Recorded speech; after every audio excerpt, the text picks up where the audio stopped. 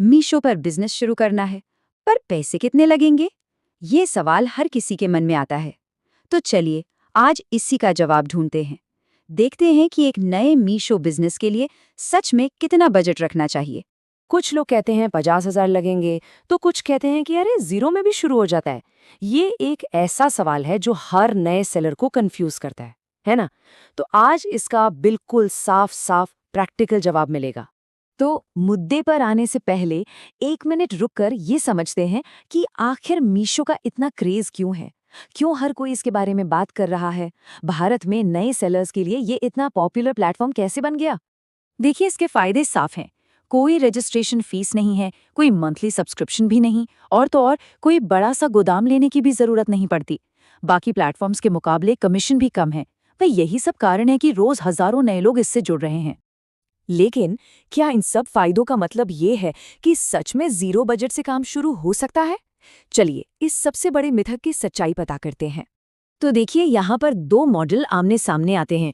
एक है zero budget reselling वाला मॉडल। इसमें इन्वेस्टमेंट तो जीरो है, बिल्कुल सही, लेकिन बिजनेस पर कंट्रोल ना के बराबर होता है। और दूसरी तरफ है स्मॉल इन्वेंट्री मॉडल। इसमें एक छोटा सोचा समझा बजट लगता है, पर हाँ, बिजनेस पर कंट्रोल और उसे आगे बढ़ाने की गुंजाइश दोनों ही बहुत ज्यादा होती हैं।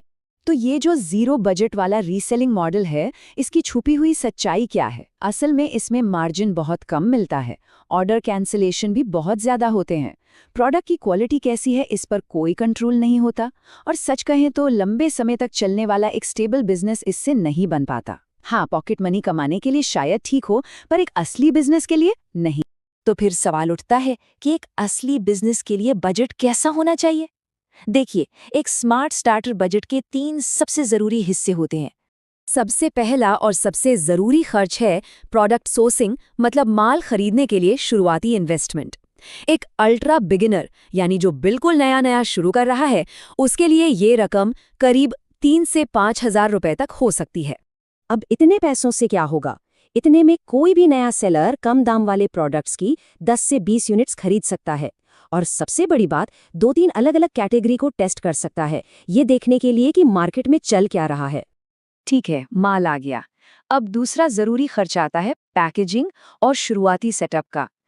इस पर करीब 300 से 800 रुपए तक का खर्च आ सकता है। इसमें क्या क्या आता है? Basic poly bags, invoice print करने का खर्च, टेप, लेबल्स, बस। एक बात ध्यान में रखनी चाहिए, मीशो पर कस्टमर को फैंसी डब्बों से ज्यादा प्रोडक्ट की क्वालिटी से मतलब होता है, तो पैकेजिंग पर बहुत ज्यादा खर्च करने की जरूरत नहीं है। और अब आता है तीसरा हिस्सा, जिसे अक्सर लोग भूल जाते हैं या नजरअंदाज कर देते हैं। ये है लॉजिस्टिक्स और शिपिंग के लिए एक वर्किंग कैपिटल बफर। इसके लिए 1,000 से 3,000 रुपए अलग रखने पड़ते हैं। ये एक तरह का छिपा हुआ बफर है। इसका फायदा ये है कि जब तक पेमेंट सेटल होकर अकाउंट में आती है, तब तक कैश की कमी की वजह से ऑर्डर डिस्पैच करने में कोई दिक्कत नहीं आती। काम बिना रुके चलता रहता है। अब एक बहुत ज़रूरी बात, ये जो कुल बजट है ना, ये इस बात पर बहुत ज़्यादा डिपेंड करता है कि क्या बेचा जा रहा है। सच तो ये है कि प्रोडक्ट ही बजट तय करता है।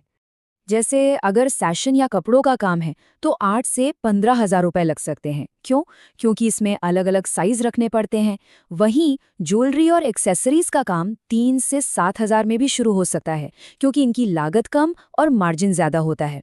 और होम एंड किचन के प्रोडक्ट्स के लिए बजट थोड़ा ज़्यादा चाहिए होगा, क्योंकि वो भारी होते हैं, तो शिपिंग भी ज़्यादा लगती है।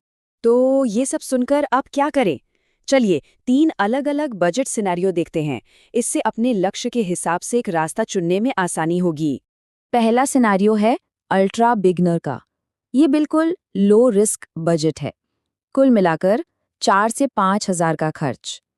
ये स्टूडेंट्स के लिए जो पहली बार सेलिंग कर रहे हैं या जो बस एक साइड इनकम चाहते हैं, उनके लिए एकदम सही है। दूसरा सिनेरियो है सीरियस बिगिनर का। ये एक बैलेंस्ड बजट है, करीब 10 से 12,000 रुपए का। ये उन लोगों के लिए बेस्ट है जो इसे फुल टाइम करना चाहते हैं और तेजी से ग्रो करना चाहते हैं।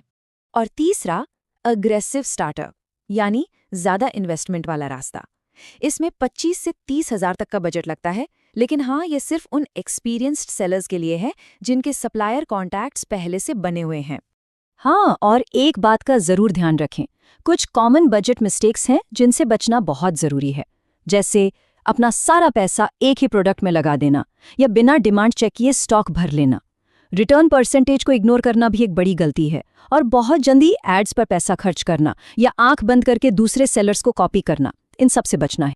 तो इन सब बातों के बाद फाइनल फैसला क्या है? शुरुआत करने के लिए सबसे अच्छा पॉइंट कौन सा है? देखिए, अगर सही तरीके से शुरू करना है तो कम से कम 5,000 रुपए का बजट तो रखना ही चाहिए। इससे कम में एक स्टेबल बिजनेस खड़ा करना काफी मुश्किल हो सकता है। लेकिन अगर कोई वाकई में एक लॉन्ग टर्म टिकाऊ बिजनेस बनाने को लेकर सीरियस है तो उसके लिए सबसे अच्छा स्टार्टिंग पॉइंट है 10,000 रुपये। ये सीखने और ग्रो करने के लिए एक परफेक्ट बैलेंस देता है।